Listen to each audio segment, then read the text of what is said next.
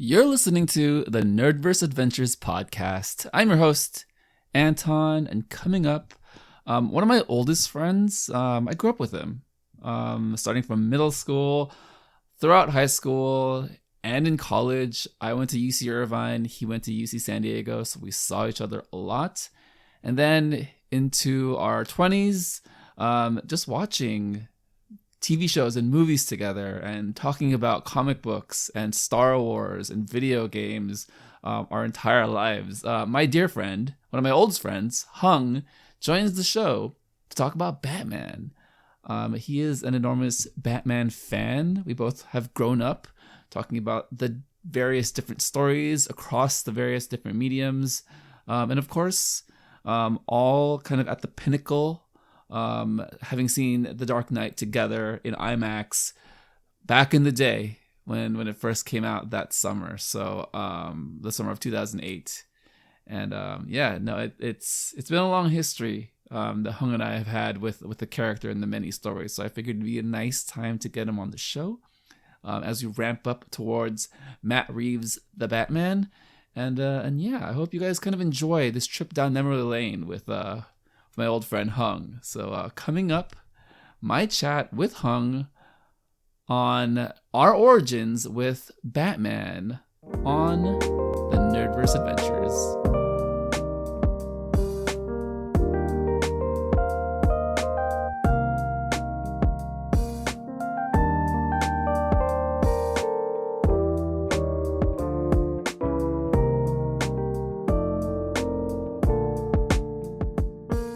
Welcoming to the Nerdverse Adventures, a dear friend of mine, someone who I've known essentially my entire life. I think about 7th or 8th grade when we were in middle school, playing basketball, talking about nerdy things, talking about comic books and anime.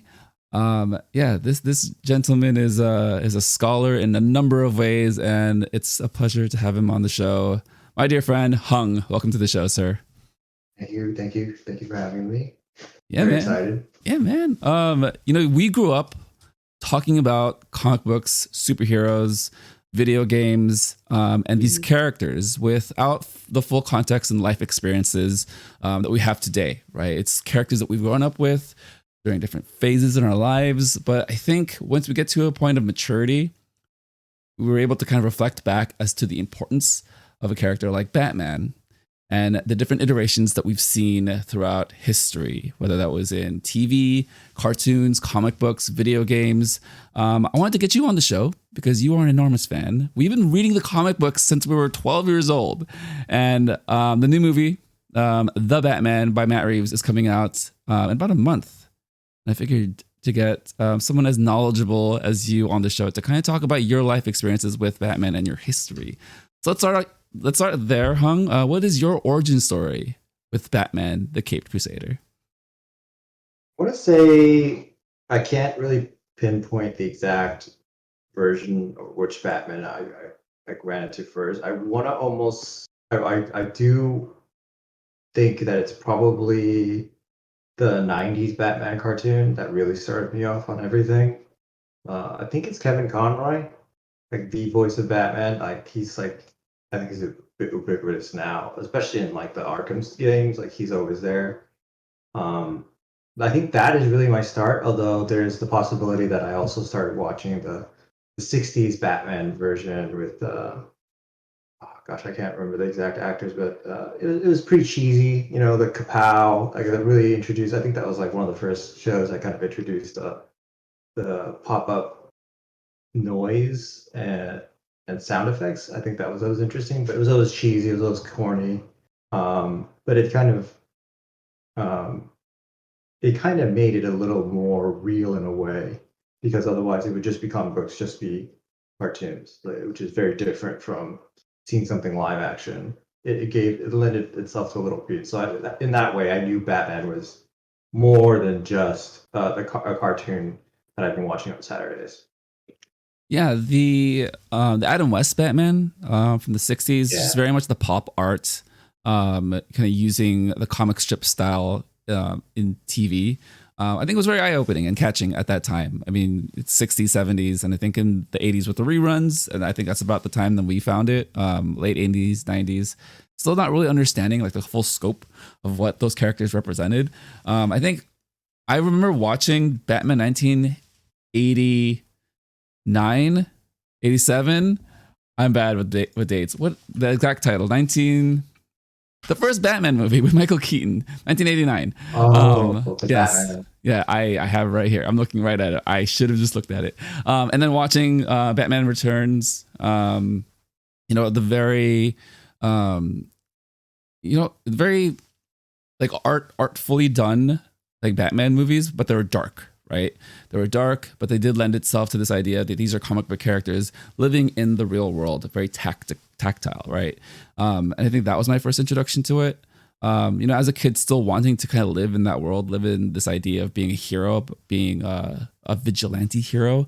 Eventually finding the animated series, and I think that's when I still, at this time, I can't really reflect on how it imprinted on my life, but I did understand and take in a lot of the things that were happening within those Batman stories.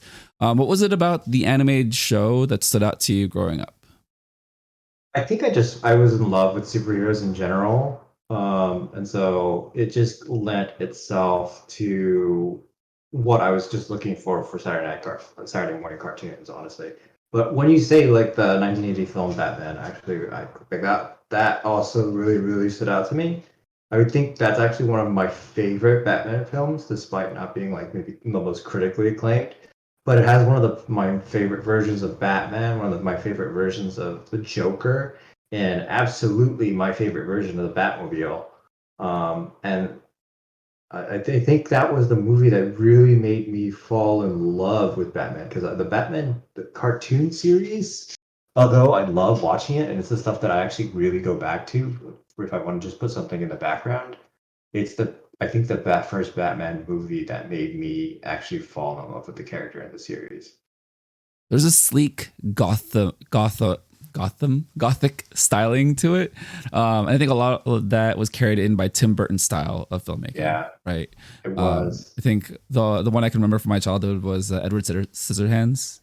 It's just this being using different colors to kind of show mood, kind of mood of the character, mood of the story, and I think a lot of that was translated quite well within Batman, kind of perfectly within this world of bridging between comic book absurdity and kind of the real life back and forth conflict between the character of Bruce Wayne and all of the villains that he experienced. What was it about the 1989 version and Batman Returns as well with Catwoman that really stood out to you, that gave you kind of the foundational pieces of what you believe Batman to be?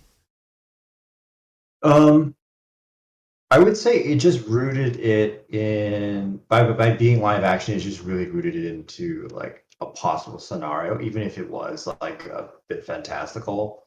Um, I think just being able to see it and have someone's vision, at least Tim Burton's vision of it made it all the more real to me, all the more possible that all of these things could exist, even if it was superheroes. It felt more real. It felt more tangible in a way. I think that's what really pushed my interest. I mean, I really loved the character, that portrayal of Joker, of being this way more of a gangster. It tied it more closely to what we kind of see in real life, where you'll actually see a gangster and they can be, I guess, a little bit over the top. Like we have the Pablo Escobars of the world. Like it's kind of possible these people are out there, and this was just like a more toned down, more funny version of it. I think The Dark Knight takes that idea and pushes it even a step further and makes it even more real. I think that's maybe why I love The Dark Knight the most, because it does become more of a crime drama, something more that I could definitely see happening, even if it is with um, different faces and different monikers on. It still feels like even if you took out all the superhero pieces, it would still be such a thrilling drama. Yeah, there's a word for that in storytelling, in film, in books. It's verisimilitude. It's this idea of the things that you're watching are things that can happen in your own real life. A very convincing nature to how the stories play out that you can kind of project yourself into what is happening. And I love what you said about the Joker.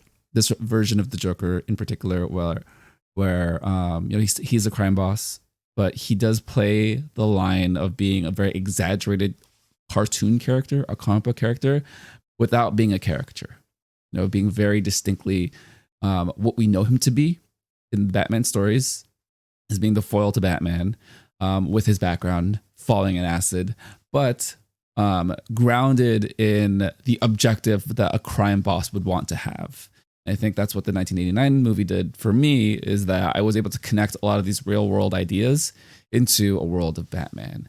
And, uh, and then kind of like growing up with Batman and trying to figure out like the line between cartoons and comic books and real life movies. It was one of those things where I wasn't particularly aware of how to draw those lines. I just wanted to experience more and more of those more of those stories, right? Across all different mediums. And I think, visually watching it on TV was the start of it, but then diving into the comic books a bit later. What were some of your favorite comic book stories as you were growing up further with the Batman stories?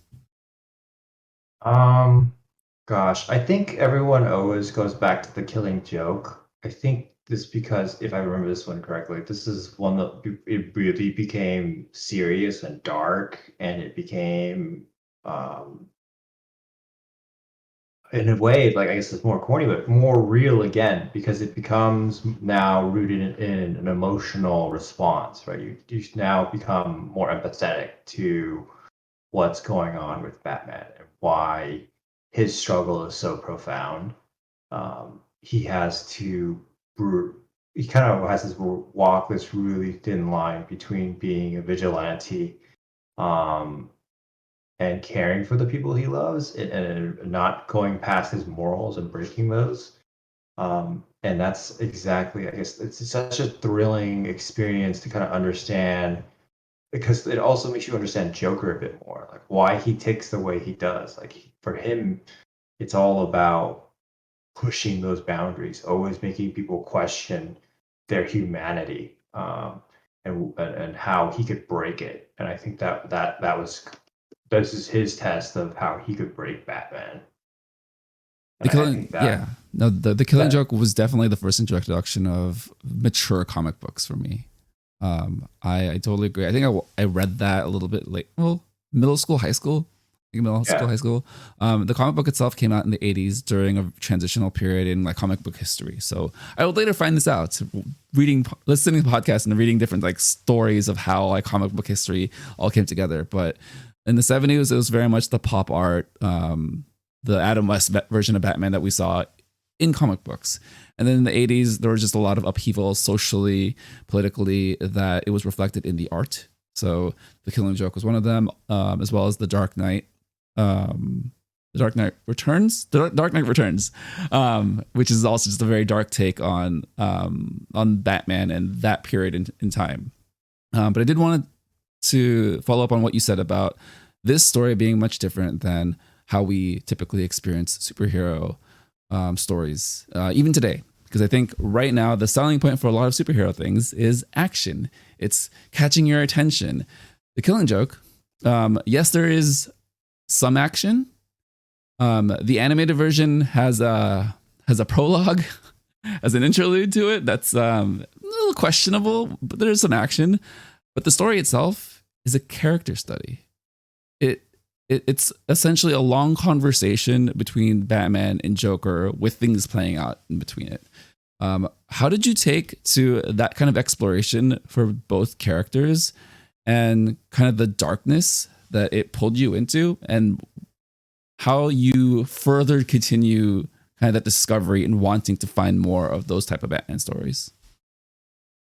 I think when you I think some of the best stories are the ones that are able to really put you in their shoes and make you question the same things that they're going through, the same questions that they have. Like it really makes you think about what would you do in the same situation. And when you start doing that, I think that's when you really start relating to the character even more and more and trying to understand them even further to a degree and depth that most of the time we're not used to in media, in any medium.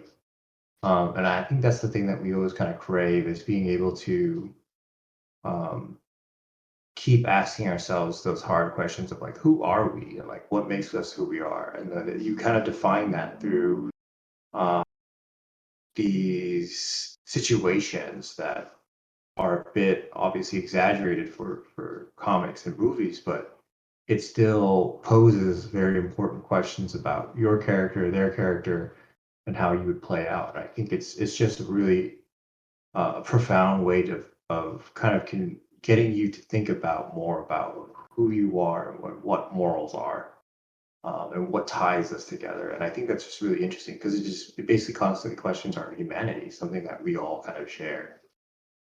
It makes you just naturally want more of that. Like that was the Batman that I've always craved. The Batman that was um, what he was really known for in the comics was being the best investigator in the world, as opposed to like the video games where he just is an unstoppable like punching machine, uh, or in like uh, the cartoon series where he's half investigator, half brawler.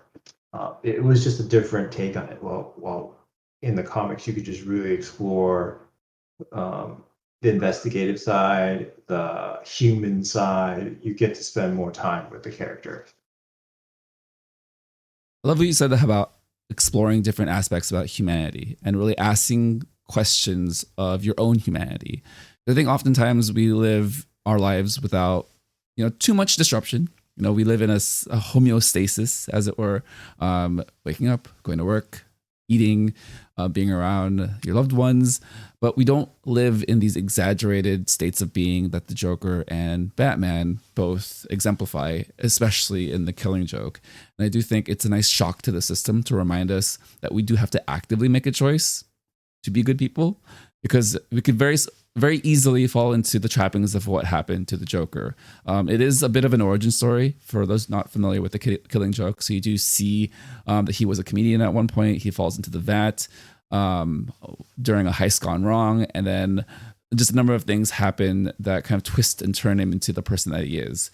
Conversely, with Batman, he's being pushed at a certain point in his life where he has to make choices about the people that he thought he loved, or the people that he loves, but the people that the Joker is putting in harm's way, right? Where he can't save everyone. He can't put them in the best situation possible. This is very famously the comics that Barbara Gordon gets shot and paralyzed. Very controversial. Still very controversial today. I think people have adjusted and recalibrated their feelings about it because of the way that she has been also retold. She was paralyzed, but then she was Oracle, so super OP, like genius.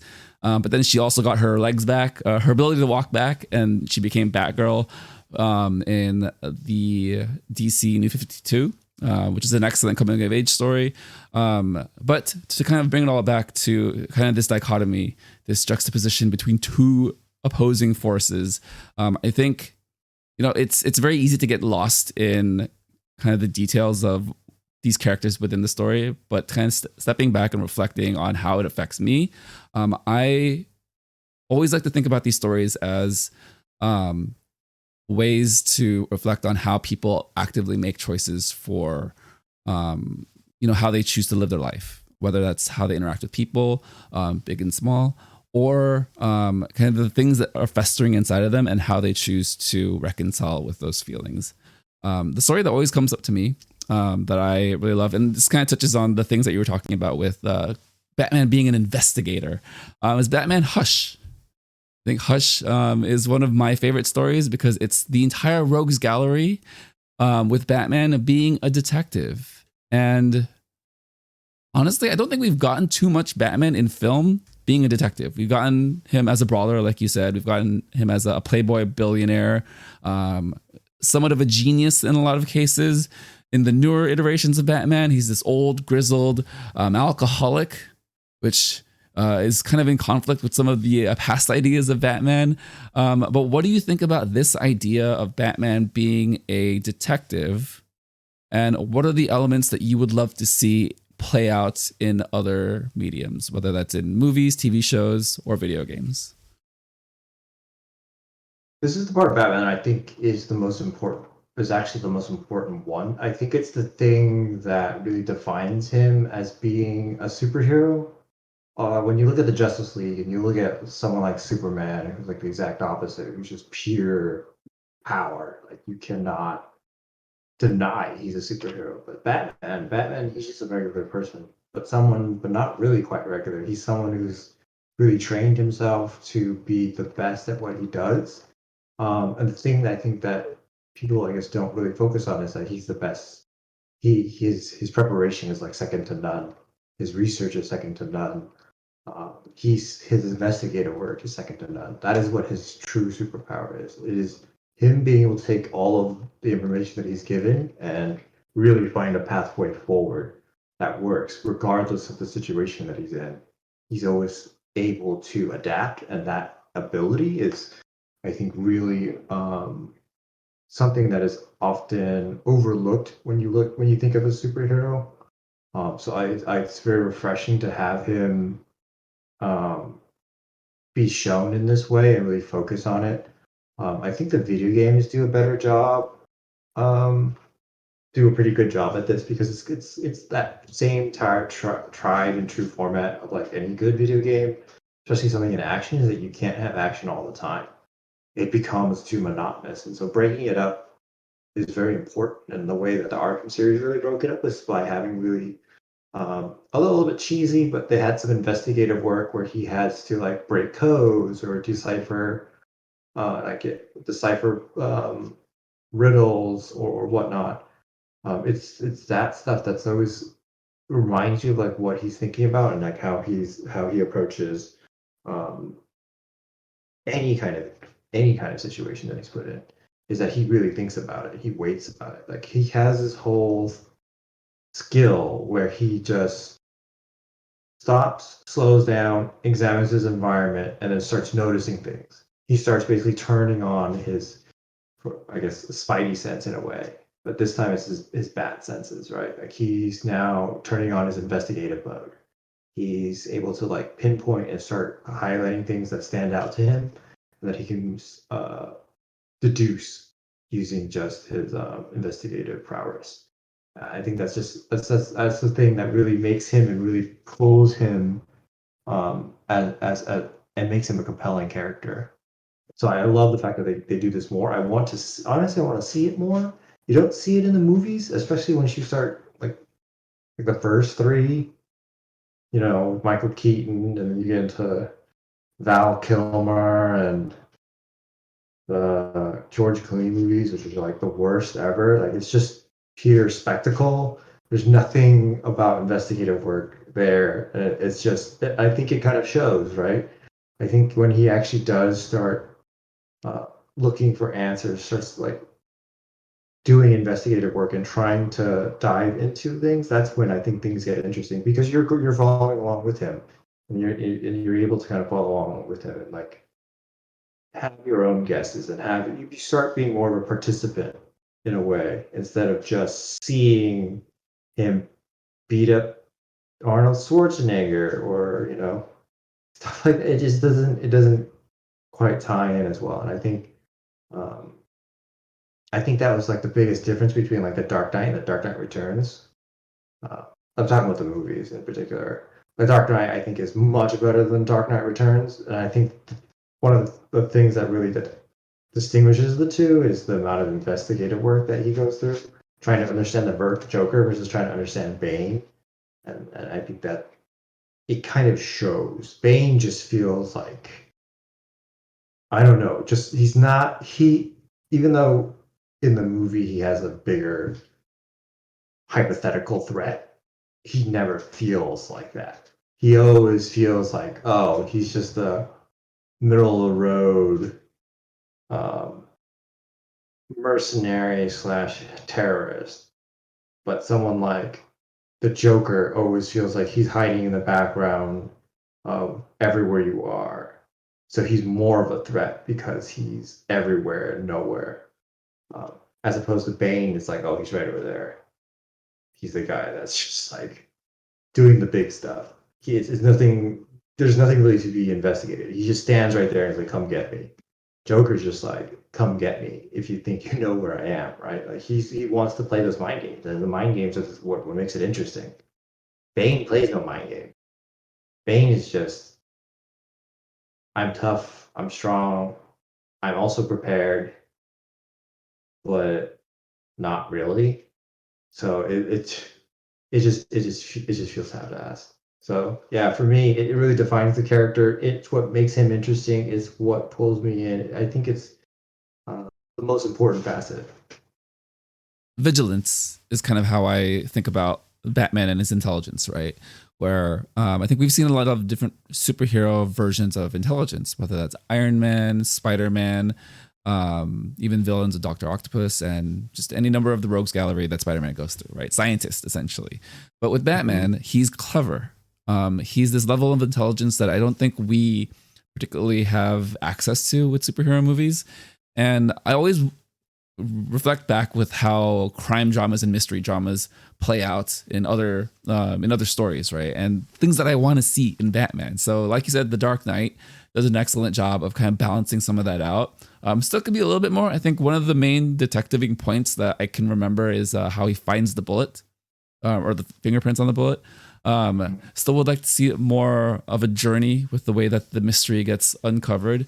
But I always think about movies like The Usual Suspects, where it's a crime drama or it's a thriller. It's a mystery. You know, you're uncovering the story as it's playing out. Like there's a lot of incomplete information that the viewer has that you are learning as the movie's playing out. And with Batman, I feel like that lends itself kind of perfectly to everything that we've known about his type of storytelling and what he's known for. Like you said, you talked about the Arkham games. I love them. I think Batman is one of those very unique characters throughout all of history of pop culture that he has hit every single medium in such a powerful way. The Arkham series is fairly new in the history of Batman. I think they're about 10 years old now, a little over 10 years old, but they hold up. Man, like those graphics are kind of incredible. If you haven't played them, they're available on Steam for discounted prices, even further discounted depending on when you get them throughout the year. Hung, can Totally you worth it. kind of go over the Arkham plots and your experiences with Batman in that version? Mhm. Because, like you said, there's a little bit more detective work, but you're also exposed to the majority of his rogues gallery and you get to play as Batman. So just kind of take me through the games and your experiences with them. Yeah, I love the games. I a little sad that I didn't start playing them right away. I was super skeptical at first because I would actually played some of the Batmans on like the Super Nintendo Genesis era, and they're among the worst things you can play. They're insanely difficult. The controls are only add to that because of how terrible they are. Just the whole design is terrible. So like when Arkham Asylum came out, I was definitely not looking towards it as being something worthwhile. I definitely waited a long time until it had critical acclaim that I jumped in. But then once I was in, I really loved it. But I think if I remember correctly, the premise of the first one was all about going into Arkham Asylum, and actually getting having to go through a place that's always kind of been hypothetical, barely shown in any medium anywhere. And then this one, they actually give you a full layout, tell you where everyone's kind of parked, where they're at. The interesting parts of knowing about how they keep these superheroes, super villains inside this place. And I think it's just genius the way that they kind of figure out how he has to go in there and break in order to solve an issue that's happening outside. I think that's just really great. It also really focuses the game as well. Like you stay in this one area. Obviously, the Batmobile's missed in the first game, but it just feels more intimate. It just feels more. Um, More like Batman. What really Batman's known for? I know he's known for the Batmobile and all that big gadget stuff, but I feel like that's just a short piece of who he is. Even though it is one of the biggest draws. I love the Batmobile. I love the Batjet. I will never forget the scene where he's flying up towards the moon and makes the bat signal himself with his own Batjet. That's like one of my top scenes ever. But yeah, Arkham Asylum, just an amazing game. You get to actually go into Arkham, see everyone, basically, like you said, the Rogues Gallery. Um, just if you love Batman, there's just no reason not to play it. It just lets you become him, and you get to go through his greatest hits. And then expanding on that, Arkham City, Arkham, gosh, I'm not sure if I'm getting all the games correctly. Arkham Knight was another one, and Arkham City, right? Arkham City, you finally get the Batmobile, you finally get to fly around. You kind of understand why he has his gigantic cape. Um, Basically, the glide around, which is absolutely super fun. Driving the Batmobile is super fun. Yeah, I think it's stuff that you only can kind of dream of. Um, and yeah, it just lets you kind of play out your childhood fantasies of being able to be Batman and see how he kind of deals with low life thugs, going through the city, what kind of Arkham looks like. It's past it and like what how the people are doing. I mean, obviously, it's not going to be as unique as you can, but the level of attention and the detail that they put into it definitely makes the city feel alive, even though it does feel like a city of just full of criminals. Yeah, no, being able to play Batman and being in the city, and just being in various locations that you remember seeing in different shows, movies, cartoons, everything that we've mentioned so far. It's an experience. Also, considering how technology has moved forward and allowed us to interact with the world in the way it has.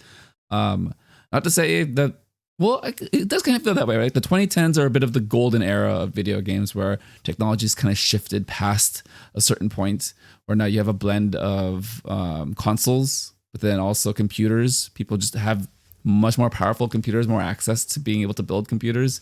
And then games are being made for those computers. So a lot of access and a lot of ability to kind of level up the technology with how we play things. I think we're moving into another era. I don't really know exactly what we can call it yet. Perhaps maybe Diamond era, that video games are becoming this very real life thing with VR, with just the different ways to actually be in the world. But yeah, it'd be really interesting to see kind of the direction of Batman stories moving forward in that sense. Let's kind of pivot back to you brought up this movie a little bit earlier, and I think it's time. I think we got to deep dive a little bit into it. The Dark Knight, widely considered the pinnacle of Batman films. The Batman character realized on the big screen. I rewatched it today. That movie's over 10 years old. It holds up. My God. Shout out to practical effects because I think this is right before the era where almost everything is CGI in a lot of movies now, for better or worse. Shout out to all the VFX specialists, but there's just something very visceral and tactile about seeing all the practical explosions and just the Joker up close and personal. Hung, this is your favorite Batman movie.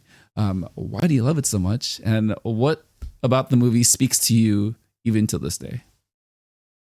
Yeah, I love The Dark Knight. The Dark Knight just like changes the whole Batman movie trilogy. Because before, like I said, it was the Val Kilmer, George Clooney, and Michael Keaton era, the more fantastical, theatrical version of Batman. I'm sorry, not Arkham. The Dark Knight completely lets them reset the tone on what Batman's about, and like it says it in the title, The Dark Knight, right?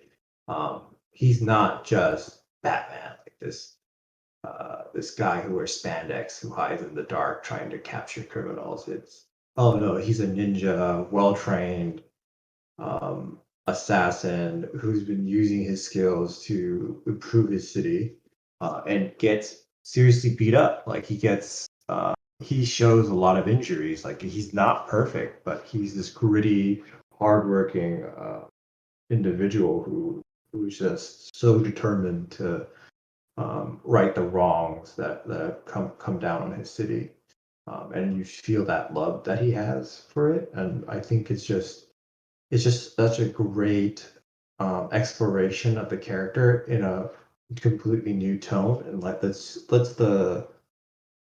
the whole series kind of start all over in terms of the movie medium. Yeah, I just love the Dark Knight. But if in some ways I would almost say that it's not a movie about Batman, it's a movie about the Joker. Uh, just because of Hugh, uh, gosh, what's his last name? The Joker actor. Yes, what's his name? He is in The Knight's Tale. He is I know. well, the actor who excellently plays him in the movies. He does bring out a level of darkness and grit to Heath Ledger. I'm sorry, not Hugh. There everything we go. about the Joker, right? Yeah, go on. Yeah, Heath Ledger's performance is just amazing. It's chilling that this is also his last role. In a way, it's also creepy. A lot of the stuff that leads it up to it and leads up into his performance also like lends itself to um, how dark and how important that character was to the whole story of Batman. I think um, it's just an amazing crime drama that happened to have a supervillain and superhero like attached to it. It's just a timeless movie. It's just amazing. The acting was on point. Just everything going for it. Like you said, the practical effects I think was also very important. It grounded itself. It made itself more real and more possible, which is something that I think we're always grappling, especially when we're going from comic books to the big screen. We're always looking for a way to legitimize what we're watching, um, because almost always we're usually suspending our belief. In this way, we're actually kind of coming to terms with it, and being convinced that my gosh, yeah, these people can be real. These motivations can be real. These situations can be real. They just need the right catalyst. They just need the right situation to kind of happen. And I think that's what The Dark Knight did. It was able to make you believe that Batman could be alive and could be real. Yeah, I love what you said about Batman being about the people. I think that also plays into this idea of, like you said, being real, right? Because what are our heroes fighting for? Our heroes fighting for this, so in a lot of ways, kind of like an imaginary a sense of righteousness. Not to make a direct comparison with like Marvel movies, but there is kind of a lofty, fantastical idea of what they're fighting for in a lot of cases, right? Not to say that there were any worse or better. It's not a Marvel versus DC thing, but with this movie in particular, with Batman, The Dark Knight, there's a very real relationship that you build, not with just the main characters, but with everything that's happening around them, strictly with the people involved. So we do have the citizens of Gotham. We have everything that they're going through, but we do get a peek into what crime looks like, power systems of power and structure. And then within that, how the government is trying to clean it up, the local government, and the police force also trying to work with Batman and trying to work in the justice system that that we ourselves experience, right? But in a lot of cases, well, in this case in particular, it's not working because the Joker, I think it's said many times throughout the movie, is an agent of chaos. He does not see things as these strict structures of power. He is an anarchist.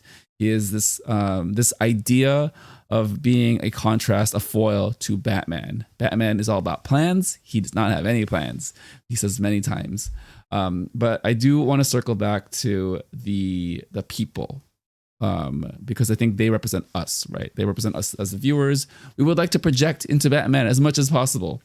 Know everything about him, know the history, this version where he is a ninja, the cool gadgets, the cars, the Bat Pod is first introduced. But in reality, we would probably be more like the people in the story. And I think it's showing the human condition in a way that responds to how we would normally feel about other people. in the moment, we have very strong feelings towards anything, right? But once we're able to kind of sit back and reflect and decompress, our basic human nature takes over. And in this movie, it's about being good. It's about being a good person. But like you said, what are the catalysts to push people into different directions? So my question for you, Hung, is how does the Joker play into all of the moments of chaos, but still being very controlled in the film, speak to you just as a person, as a lover of story, as a lover of art? He's almost in a way. I mean, in a way, yeah. As an agent of chaos, he's someone who's just trying to break down um, the human condition, and he wants to prove a point throughout the film that are the ties that we have with one another are very loose, and that our ideas of morality are loose. The whole idea of like our whole concept of life being um, a sham, and that most of it's just being held up by smoke and mirrors. And his favorite point, I think that the whole point of him trying to prove that is trying to prove it to Batman, but also trying to prove it to like Harvey Dent. He's that agent of chaos. He's that devil on Harvey's shoulder who's kind of puts him in that precarious situation, but also pushes him after after seeing how Harvey becomes more jaded over time on the criminal justice system and how it's kind of um, failed Batman, failed Harvey, failed the people. Uh, and I think Joker really plays into that. He keeps trying to push them to their limit of like what they can reasonably accept. And I think that's something that's more relevant than ever now. Seeing the corruption in the police force, seeing how things just don't pan out. We see these examples all the time in like real life. And I think that's how like you said before, like it's about the people, right? It becomes it's how we tie into the world and relate to the world that they create, or the world that Christopher Nolan created. Is that it mirrors a lot of the problems that we have currently. And it also mirrors a lot of the people that are in those situations trying to make it better, but getting frustrated, right? Now we just take it to a little bit farther situation where we're looking at Batman, we're looking at Harvey Dent, and we're looking at the Joker as being people who have pushed it to extraordinary lengths. But you understand how they break because there's so much on the line, so much pressure, so much emotion that runs on it, right? Like the Joker's able to really use um, people's fear and their, I guess, dissatisfaction of the status quo to his advantage to really make them kind of come to his conclusion because that's what he just wants to see. He just wants to see people break down. He wants them to admit that society is fake and a sham because that's what he wants. He wants chaos. That's what he lives for. Batman's the exact opposite of that. Batman has faith in the people, has faith in the system, and wants to see it kind of ride out, even if um, he has to be somewhat of a villain in order to make sure that happens, to make sure that justice happens. He has to do things that he doesn't want to do. And it's in some ways the Joker makes you feel like he's winning against Batman that way. Uh, and it's just exemplified throughout the film. And it's just like played on over and over. And I think that's just like the genius that Christopher Nolan brought to the franchise. He was able to kind of pluck that from the complexities of each of their characters and push it and put it on the screen like this in very distinct scenes, right? Very distinct moments where pivotal moments in anyone's psyche that you start seeing things chip away, things start breaking. Whether that's in Bruce Wayne's, in his tragic upbringing, and his like rebirth, um, or through Harvey Dent's eventual breakdown, um, his wife or his girlfriend being killed, like a lot of the things, loss of love, like our loved ones. It really ties in and it breaks it apart. And I think it's just like you said, Christopher Nolan really brought that out really, really well. And it was the theme that came up over and over again. Um, and that I think as an artist, you have to really appreciate that the amount of planning that they had to do, um, the amount of thought that kind of went into each of these scenes. It's something that you notice right away. And some of the best works are the stuff that is like very easy, right? It's very easy to digest and kind of notice, and it comes up right away. There's so many layers to keep discovering as you keep looking into it. You've watched it a ton of times. I've watched it a ton of times. Each time I feel like I'm spotting something new. I'm understanding something a little bit better about each of the characters. So as an artist, I appreciate this so much. It literally became like my favorite movie of all time. It finally knocked off something like Gladiator, or was it Braveheart at the time? But those are the other two movies where I just love looking at characters develop. Obviously, they develop through tons of action, warfare, but also lots of tragedy and loss. You relate to them in the same way, like they become these heroes, but only because they were pushed to do so, not necessarily because they would choose to do so. And it's the same thing with Batman. I think he was pushed to do the same, that he kind of overcame it and still struggles with demons all the time. Same thing with those other two heroes, oddly enough, now I'm looking at those two movies and coming back to The Dark Knight. Yeah, it was just the next iteration.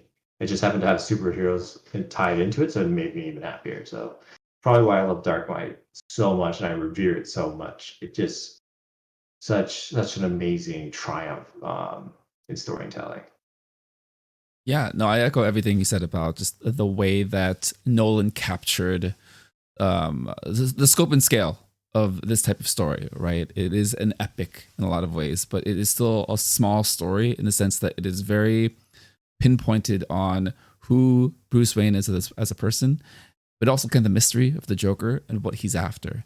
He's after a disruption. He's after upheaval, right? In so doing, both of those lives are intertwined by a number of moments throughout the film, a lot of very impactful experiences.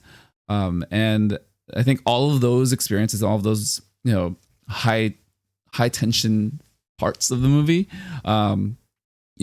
play out really well because we get to see and live in the skin of a lot of the characters. So I think you mentioned the death of Rachel as being a very important part of the film. The reason why it's important is because we get to live with who she is as a person, her relation to Batman, to Harvey Dent, and her importance to the city of Gotham. I always think back on Batman's origin story, the death of his parents, shown numerous times in every version of Batman, right? But in a lot of ways, just history with that scene and that moment almost has it mystified, where it's this kind of nebulous memory of what's happened to Batman and how he turned to this form of justice. Where with Rachel, with this movie, we've seen her throughout the first movie and the second movie. In the second movie, I caught it today. I think this is probably the first time I've caught it, where she's doing a lot of very appealing character work where you feel like you know her. You feel like you understand her good intentions with a little bit of sarcasm and tongue in cheek. She's really good about playing off of Harvey Dent and Bruce Wayne, kind of pushing them at their limits. And for me, like just growing up and kind of being a little bit older and having different females in my life, kind of pushing those kind of memory buttons that you have, I got a lot of that from Rachel, right? Where they make an imprint on you. Not necessarily that you have an emotional attachment to them, romantic attachment, but you do have a certain level of emotional, intellectual attachment to how they're feeling about you and what their place is for you. All of that wrapped into this idea of not being able to save everyone, and Batman, Bruce Wayne having to reconcile that, but still understanding that people are worth saving. So to kind of wrap up the Dark Knight talk, what are your thoughts on the end of the movie, where throughout the story, Harvey Dent is labeled the White Knight, And we do get that in different forms of history and storytelling over time and what the White Knight means. But it ends with Commissioner Gordon giving great narration to what is happening, how Batman is taking the fall, that people are still worth saving. And the way that he can do it is by taking the fall for everyone, by being the Dark Knight. What does that mean to you, Hong? And how did that hit you as kind of being the end for this movie, where Batman is the hero, but the hero that the people need? And in that sense, he is now the villain. I thought it was just such an interesting take on Batman. I still have trouble like kind of coming to grips with it, but it's definitely gosh, the only thing I can think of that kind of comes like to mind when I think of something like this, doing things for the greater good, regardless of what happens to yourself or the truth. Um, Maybe it's not the best parallel, but when I watch Watchmen, right, when you discover at the end, oh, Ozymandias did everything, like he orchestrated all this shit, and then if we like reveal him and Rorschach is just like do the right thing, um, doing the right thing doesn't make it any better. It actually, in some circumstances, makes it worse. And like revealing Harvey Dent for what monstrosity he had become, what he did would not have made the situation any better in Arkham. It would have made it worse. And in a way, um, what's his face, big blue guy, and um, Dr. Manhattan. Doctor Manhattan kind of comes to that Nailed. conclusion where he tries to Yeah. do the best for humanity, and is basically kind of covering it up. And in a way, Batman's doing the same thing. He's covering it up, but he understands how important it is to have that White Knight, how important it is to have the good symbol of hope, and having hope was more important than whatever he was going to go through. He needed to have that instilled and have people have hope because that was more important than any struggle that he went through. And I think it was just a poignant way to also keep him in the shadows. In a way, he couldn't become the Superman. He couldn't become Superman for Arkham. Couldn't, or for Gotham. I'm sorry, he couldn't become the Superman for Gotham because that's what the White Knight is. He's the symbol of hope, and you can't always rely on him to do that. He needs to always be operating in the shadow. He always needs to be running away from the police and running away from the villains at the same time. He could never be perfectly aligned with the police because he would then become less of who he really is as a superhero, this almost anti-hero situation, just not the typical superhero moniker that you would have. Like he becomes this something that someone that is willing to do what it takes, even if it means um, not being revered, not being taken, and having to always hide. And I think it just plays off and really makes him stand out as a superhero, someone who's completely different, someone who's like I said before, just not Superman, right? Superman, like everyone's just looking at him for direction, looking at him to save everyone, right? Because he literally could. Like, but Batman's not that way. He's the juxtaposition of that is kind of really shown in this the ending here, where it's just like, no, I can't save everyone. I can't save Harvey Dent. I can't save Rachel. But I can at least save the people of Gotham, and I can give them their hero that they want, so that so that we can keep having Rachel's, we can keep having Harvey Dent's, but hopefully this time I can save them and I can keep them going and keeping their spirit going because that's the most important thing. And that's kind of how I took it. Really, really interesting take. Always baffles my mind after I see it. Yeah, no, it's this idea of the idealized hero versus the flawed hero, right? Just like you said, Superman, in a lot of ways, just throughout history, is the idealized hero. He is the big blue Boy Scout, as comic book fans have called him, where he can do everything. He is super powered. He flies. Where Batman is just a human. He's just a man with incredible resources and exceptional abilities, yes, but he's also flawed because he has the human components that have us attached to him. I think it brings in the question of what we ask for from our heroes. I think oftentimes we do want the idealized Superman to save the day, when most of the time we're actually just going to get the flawed hero that can be you and I. But the thing that makes them different, the thing that separates them, is that they are willing to make the sacrifice to save people and also save people from themselves. I know it kind of takes away a little bit the agency, but sometimes we have to zoom out and realize sometimes I just don't know what I'm doing. Sometimes I do need a Batman to give me direction, at least in the sense that I can follow in his footsteps in some ways. Um, Great talk on the Dark Knight. Before we head out here, let's quickly talk about the upcoming iteration of The Batman by Matt Reeves, coming in March. It's a little over a month from now. I have stayed away from as much promotional material and news as possible because I want to come in fresh. I've seen a few images. I saw one of the trailers. What have you been experiencing? What have you been following up on as the movie comes up, Hung? And what are your expectations or hopes for the movie? Not much, to be honest with you. I'm in the same boat. I haven't really paid too much attention to the promotional material. I've watched some of the trailers. It's piqued some of my interest.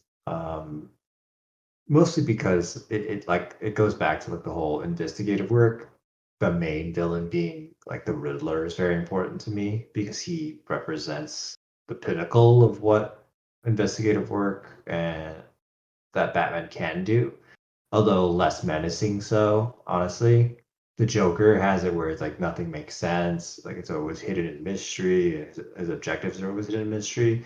The Riddler is like purely um, all about mystery, all about investigative work, and less of the menacing part, which is fine with me. But this is also like it feels like an earlier Batman, more nitty gritty. His car looks like a Camaro or something. Not thrilled about that. I'm a big fan of like over the top Batmobiles. Obviously, I love the Tumbler. I love the first Batmobile, the Michael Keaton Batmobile. I even love the George Clooney Batmobile sometimes. The This rave is neon probably one of my lights. this is probably one of my least favorite Batmobiles. I gotta say, even though it's probably one of the more realistic ones. Not my favorite. I hope the story becomes more concentrated and they know what they're doing. I don't want another situation where it feels like the Dark Knight Returns or it feels like one of the George Clooney Val Kilmer movies where like the direction's just all over the place. Having it, yeah, have you heard that it's like 33 hours long? That does seem a bit much. Yeah, I did see the runtime. I do kind of agree. It does feel like a bit much. Hopefully, it all pays Like off and it's I'm worth not it. I mean, I hope so too. I know Batman movies have a lot of content, a lot of stuff that they can deliver on, but also at the same time, we're not going through Middle Earth. I don't understand why you need 3 hours. Like, That Gotham is isn't a that big. very pointed comparison. Now that I think about it, it's like you're right. We're not going on an epic journey across lands fighting Yeah, orcs. I don't want another flashback of him losing his parents. Like, come on, please. Like, this is another origin story for Batman. Like that, that it feels like it could just totally screw up that portion. Like, I don't want to watch that again. I just don't. Like, what is the point? Like, how many times do I have to watch Bruce lose his parents? Like, it's already like you said, it's mystified, but at the same time, I'm very desensitized to his struggle. Uh, he's a billionaire who lost his parents, and now he has a trust fund. Oh, boo hoo! Like, I don't. I don't care. He's like the biggest crybaby ever. Like he's just like this emo kid that gets trained by ninjas. Like he's not relatable. He's not a relatable person. You just relate to him in his struggles and his relationship with people. But as him, a person, no way. He's basically like Tony Stark. You can't. He's what you strive for. You can never come close to that. Like he's this genius, playboy, philanthropist. Uh, I know. Yeah, he loses his parents. I understand it's extremely traumatizing. Um, I cannot imagine being an orphan or anything like that. But once he has money to basically cushion his fall, and he has Alfred to basically be his second dad, I don't have as much empathy for him. I just don't. There's just so many other people who are going through so much harder things. He, in this way, he very much relates to Superman, where it's like I can't feel bad for you, bro. I just can't. You have everything going for you. I think that's the trouble of revisiting origin stories over and over, right? Where I think that is the crutch for a lot of Batman stories. Not to say that they did him bad in any way, but it's just we've seen it. We were going to jump into who he is as a person today and what he's struggling with and the conflict. And I think to go back to the Dark Knight one more time, it's interesting watching the Dark Knight by itself, not having seen Batman Begins or The Dark Knight Rises, or then going to watch The Dark Knight Rises at any He point. totally skipped over Batman Begins. Yeah, no, I I mean think like of that. if like say like you haven't watched those three movies in a long time and you just watched The Yeah. Dark Knight, it just works as a movie. Like you don't Oh need to yeah. know all the things that You Bruce don't. Wayne has gone through for that movie to work, which is remarkable. Yeah. You Yeah. don't. Yeah. It just is as a standalone. It's amazing, and I think that's something that's also worth noting. I say like how well that was done. Because a lot of these require that a lot of background knowledge to kind of follow the case. Like you, like watching something like Justice League, you can't. There's no way, right? Like they're supposed to explain to you six superheroes in like 2 hour time slot and save the world. Good luck. Yeah. Well, hopefully we get a little bit less of that buildup and we get who Bruce Wayne is presently within the movie. And I mean, it's really dark. It's really gritty. I think the casting is kind of amazing. So I did see some of the casting. It is, ooh, wow, we're just bad with names today. The guy who played Smeagol, who motion captured Smeagol, Andy Serkis Oh, is Andy Alfred. Serkis is amazing. Yes, Oh, is he? Oh he my is gosh, that's Alfred. So amazing. that's going to I be love Andy fantastic. Serkis. Zoe Kravitz is Catwoman. So that will be amazing as well. Yeah, just a lot to look forward to with that movie. So for me, I want the detective work. I want the Riddler to play a very important role. What I did here, maybe it's been a long time, but about a year ago, something got floated around on the internet that this movie is going to be similar to The Long Halloween. So if you've read that one, Mm, it's just a very it's the mystery of the calendar killings over the course of a year and Batman trying to solve them, but also visiting the crime families in Gotham and all of his villains. mm, But nobody knows who's doing it. And at the end of the story, you actually don't know. It's very nebulous. It's very unclear who the person is.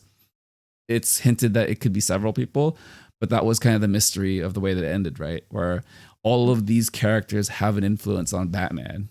And it's not so much as who specifically is the culprit, but how they've affected Batman over time. And that's my hope for this movie is we get something that the promotional material has not shown yet, in the sense that it's not just the Riddler, but it's so much more. And I think that's yeah, what and has the me excited. Riddler's just playing with him. Yeah, I would love to actually. I would love to see that. Actually, that would be super interesting because yeah, the Long Halloween gives that better uh, look into what Batman struggles with when he can't solve something, where people continue to struggle, and like the only that it's like that bearing that the burden of having to save Gotham, right? It becomes heavier and heavier the longer it goes on, and it becomes more and more on him more than anything. And someone who's like somewhat a perfectionist, you can see it kind of ride in on his psyche over and over. He starts to break down. Yeah, no, it's yeah, I think we want that breakdown, that deconstruction, decomposition of his brain and his mental capacity. So yeah, hopefully Robert Pattinson can bring some of the grit into it. Just a real quick note on Robert Pattinson. I don't think there has been a lot of uncertainty. All I will say is watch his movies after Twilight, because those give you a really good example of the range of actor he is. He is not just a vampire. He is quite disturbed as a person, as an actor. Yeah, just Google search it. He's done so many. The one that sticks to mind is The Rover. It's a science fiction movie. It's a very small movie, but he's not himself. He is not Robert Pattinson that you know of. The other one is The Good Time. If you watched Uncut Gems, it's the same directors. It's the same anxiety-inducing heart attack type of movie. So Robert Pattinson at the center of that one. Hung, this was an excellent conversation. Appreciate you coming on, man. I don't know, man. This is great. We'll do it again. This is super fun. We'll we'll dig deep into some other things. We'll pick something Batman, something animated, and we'll get something very specific to talk about next time. But I think this was a nice introduction for your story, and it's just always a pleasure hanging out, man. Oh yeah, absolutely. I love nerding out with you. It's something that just like I guess tickles your nostalgia button a bunch. Like you can get excited with other people about it. That's always super fun. Yeah, man. All right, let's sign out. Thank you everyone for listening to the Nerdverse Adventures. Follow on Spotify, Apple Podcasts, or wherever you listen to podcasts. And follow on Twitter, Instagram, and TikTok at Nerdverse Adventures. And on YouTube, subscribe, hit the like button. For Hung, this is Anton, and this has been the Nerdverse Adventures.